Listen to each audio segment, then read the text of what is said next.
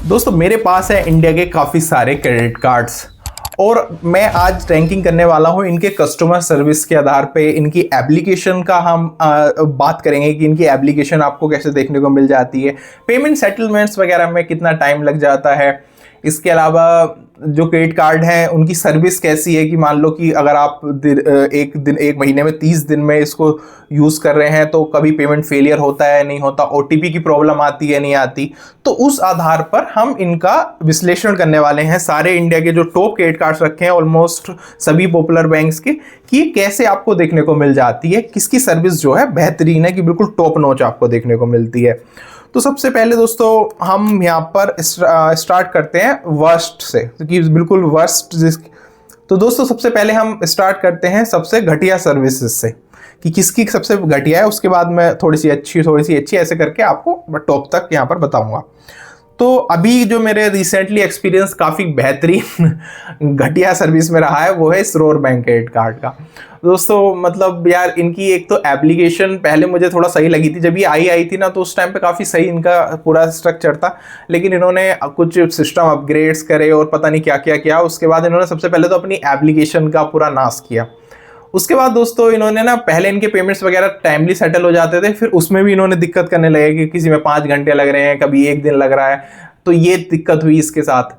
उसके बाद दोस्तों मेरा क्रेडिट कार्ड का इसका मेरे को न्यू रिप्लेसमेंट चाहिए था भाई। मैंने को लगभग 10 दिन हो गए हैं, अभी तक तो बैंक वाले को मैं रोज़ फ़ोन करता हूं तो बोलते हैं सर अभी करेंगे करेंगे करेंगे, पता नहीं मतलब अगर मान लो कुछ है भी तो भाई तुम मेरे से चार्ज ले लो और चार्ज लेके मेरे को न्यू क्रेडिट कार्ड इशू कर दो, क्योंकि इसके डिटेल्स वगैरह लीक हो गई थी मेरे से गलती से, तो वहाँ पे ताकि फ्रॉड ट्रांजेक्शन ना हो, तो उस पॉइंट ऑफ व्यू से मैं नया कर रहा था। तो कुल मिला के ये रोर बैंक की सर्विस वगैरह भाई बहुत ख़राब है और मतलब काफ़ी इश्यूज़ हैं इसमें लेके। तो मेरे हिसाब से अभी ये इंडिया का काफ़ी घटिया कस्टमर सर्विस में ये आता है और इसको मैं 10 में से सिर्फ 5 की रेटिंग करना चाहूँगा दोस्तों। तो मेरे को ये इसको हम कर लेते हैं साइड, बाकी बढ़ते हैं नेक्स्ट की तरफ। तो नेक्स्ट यहाँ पर हम रखेंगे गवर्नमेंट बैंक्स को। दोस्तों गवर्नमेंट बैंक्स से मेरी कोई ऐसी कोई वो नहीं है पर्सनल दुश्मनी, लेकिन भाई इनकी सर्विसेज ना सच में मतलब इनके साथ भी रहता है, जैसे मान लो आपने पेमेंट की, हो सकता है वो 1 दिन के अंदर सेटल हो। काफ़ी चीज़ें इनके कस्टमर केयर को जो है पता नहीं होती। बैंक की एप्लीकेशन डाउनलोड करो आप तो वो ऐसी लैगी सी एप्लीकेशंस होती हैं, वहाँ पर आधे फीचर्स मिसिंग होते हैं और काफ़ी बार सेटलमेंट्स वगैरह में भी काफ़ी दिक्कत आती है। आधी चीज़ें कस्टमर केयर को पता नहीं होती और अगर आपको कुछ ऑनलाइन आपका इशू हो गया, आप ब्रांच में चक्कर काटते रह जाओगे, आपको चीज़ें पता भी नहीं लगेंगी। तो इस हिसाब से गवर्नमेंट बैंक्स को हम यहाँ पर वर्स्ट सर्विस में रखना चाहेंगे। यहाँ पर एसबीआई को हम ओके कह सकते हैं, क्योंकि यहाँ पर क्या है एसबीआई की जनरली एप्लीकेशंस वगैरह सब ठीक है, लेकिन इनमें भी ना एक बार मेरे फ्रेंड को भाई इशू हुआ था, वो बेचारा परेशान हो गया था। वो जगह जगह वो बैंक की ब्रांच में गया, उनसे पूछा, वो कुछ नहीं बता रहे।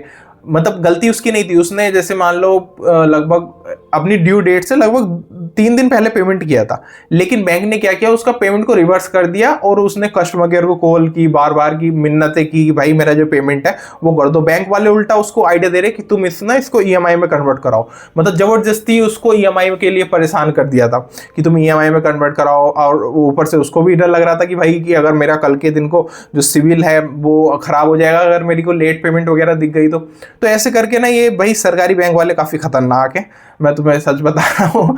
तो अगर इनका ये कि जब तक चल रहा है काम चल रहा है, मतलब ये ऐसा नहीं है कि स्ट्रक्चर कैशबैक्स वगैरह अच्छे नहीं है, इनकी एप्लीकेशन वगैरह अच्छी नहीं है, लेकिन अगर हम कस्टमर पॉइंट ऑफ व्यू से देखें, customer service point of view से देखें, और कई बार हाँ इनके ट्रांजेक्शन फेलियर्स भी काफ़ी होते हैं जब अगर सेल्स वगैरह चलती है, तो उस हिसाब से भाई ये काफ़ी घटिया है गवर्नमेंट बैंक्स वाले, सीधी सी बात ये है। अब बढ़ते हैं नेक्स्ट, उसके बाद आते हैं ये वन कार्ड वाले। इनकी भी पीछे दोस्तों काफ़ी ज़्यादा बेइज्जती हुई है। ये लोगों को फ़ोन कर करके परेशान करते थे, अगर किसी का कुछ ड्यू डेट कुछ मतलब प्रॉब्लम हो गई या कुछ हो गई तो ऐसे ही मेरा वो नहीं है पॉइंट ऑफ व्यू। इनको ना ट्विटर पे, इसके अलावा और ज़्यादा दूसरे क्रेडिट कार्ड वाले जो चैनल्स हैं उन्होंने काफ़ी बताया। पर्सनली तो मेरे साथ तो मतलब मुझे इनका कस्टमर सर्विस वगैरह अच्छा लगा, कभी मतलब ऐसा कुछ इशू हुआ नहीं है। बट लोगों के हिसाब से, मेरे हिसाब से नहीं है, लोगों का पॉइंट ऑफ व्यू है। उन्होंने बताया कि हाल ही में इसका जो कस्टमर सर्विस है काफ़ी ज़्यादा डिग्रेड हुआ है, यहाँ पर इन्होंने अनप्रोफेशनल लोग रखे हुए हैं वन कार्ड वालों ने। तो भाई जो है मैंने आपको जनता का पॉइंट ऑफ व्यू बता दिया। मेरे हिसाब से तो भाई मेरे को काफ़ी सही एक्सपीरियंस लगा है इसमें, ऐसे मेरे को कोई भी प्रॉब्लम नहीं हुई, क्योंकि जो सच है वो मैं आपको बता रहा हूँ। बाकी नेक्स्ट है दोस्तों IDFC का। इसका दोस्तों मैं कहूँगा काफ़ी बेहतरीन है, लेकिन इन लोगों का मेरे को जब मैंने बनवाया था क्रेडिट कार्ड उस टाइम पे ये लोगों ने क्या किया था, मेरी इन्फॉर्मेशन थर्ड पार्टी के साथ शेयर कर दी थी। मतलब कोई अजीब से लोग जो वेरिफिकेशन करते हैं, और वो मतलब बड़े ही अनप्रोफेशनल मुझे लगे थे। बाकी इनकी एप्लीकेशन काफ़ी अच्छी है, इनका कस्टमर सपोर्ट अगर मैं कॉल करता हूँ तो काफ़ी अच्छे से ये लोग बातचीत करते हैं, आपकी प्रॉब्लम सुनते हैं और सॉल्व करते हैं, इस मामले में काफ़ी अच्छे हैं। तो मैं कहूँगा आफ्टर सेल सर्विस कह सकते हैं जिसको, तो वो ठीक है। और एप्लीकेशन काफ़ी अच्छी है, प्रॉब्लम सॉल्विंग क्वेरीज वगैरह ये सारी चीज़ें हो जाती हैं, तो आई एम सेटिस्फाइड। ये काफ़ी अच्छे आपको देखने को मिल जाता है IDFC बैंक की सर्विसेज। और कभी पेमेंट फेलियर्स वगैरह भी यहाँ पर जनरली नहीं होते हैं, और अगर कुछ होता भी है तो ये पहले ही यहाँ पर आपको मैसेज वगैरह करके बता देते हैं। ओवरऑल कह सकते हैं कि अच्छी आपको सर्विस मिल जाती है। नेक्स्ट दोस्तों यहाँ पर ये है घटिया गेन। यहाँ पर दोस्तों ये जो आपको देखने को मिलता है RBL बैंक, भाई शुरू में तो इनकी एप्लीकेशन ऐसी थी कि आप पेमेंट कर रहे हो तो बीच में ही गायब हो जाते थे। अब तो इन्होंने फिर से एप्लीकेशन वगैरह अपडेट की है तो कुछ हद तक चीज़ें फिक्स हो गई हैं, लेकिन अभी भी काफ़ी लैगी आपको देखने को मिलती है इनकी एप्लीकेशन। साथ में दोस्तों इसके जो पेमेंट्स वगैरह हैं वो तो टाइमली आपके हो जाते हैं, ऐसे कोई दिक्कत नहीं आती है, लेकिन ओवरऑल एक्सपीरियंस स्मूथ नहीं है और कस्टमर केयर सर्विस भी अजीब सी ही देखने को मिलती है। ऐसा नहीं है काम नहीं चला सकते, लेकिन मतलब एक होता है ना कि जो एकदम फ्लोलेस आपको स्मूथ सारी चीज़ें मिल रही, तो वो आपको नहीं मिलती, तो इसको भी आप ऐसे ही समझ सकते हैं। इसके अलावा दोस्तों कोटक ये भी ठीक आपको देखने को मिल जाता है, इसकी सर्विसेज वगैरह भी काफ़ी अच्छी है, एप्लीकेशंस और पूरा डिजिटल इंफ्रास्ट्रक्चर जो भी है, एप्लीकेशंस हुई, पेमेंट्स करना हुआ, इन सब में कोई इशू खास कभी मेरे को फेस नहीं हुआ है। बिल पेमेंट्स वगैरह भी टाइमली सेटल हो जाते हैं, तो इनका कस्टमर सर्विस भी हमें अच्छा देखने को मिल जाता है। बेस्ट की बात करें तो यहाँ पर ये स्कैपिया वाले भी ठीक है, अगर आप इसका स्कैपिया वाला कार्ड बनवाते हैं तो इनका भी आपको अच्छा देखने को मिलता है।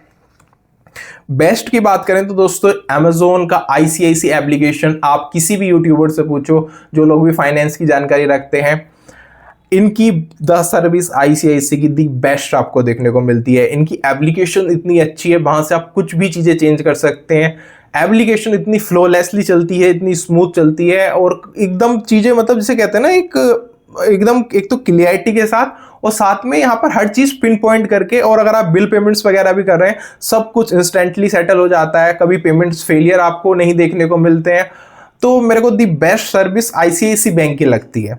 इसके बाद एक्सिस बैंक भी काफ़ी अच्छा है, इसकी सर्विसेज भी आपको काफ़ी जनरली काफ़ी अच्छी देखने को मिल जाती है, इसमें भी कभी पेमेंट्स फेलियर्स वगैरह नहीं होते हैं, ये भी आपको काफ़ी बढ़िया देखने को मिलती है। क्लोज टू ICIC है, लेकिन इनकी एप्लीकेशन भी ना कई बार ग्लिचेस वगैरह कर देती है। एप्लीकेशन मैं कहूँगा इन्होंने काफ़ी उसको हैवी सा कर दिया है, पहले वो बड़ी मस्त चलती थी, काफ़ी लाइट फील होती थी, अब वो पता नहीं अजीब सी उसमें आते रहते हैं मैसेजेस, अजीब सा, मतलब वो एक मतलब वही है कि एक स्मूथनेस नहीं है।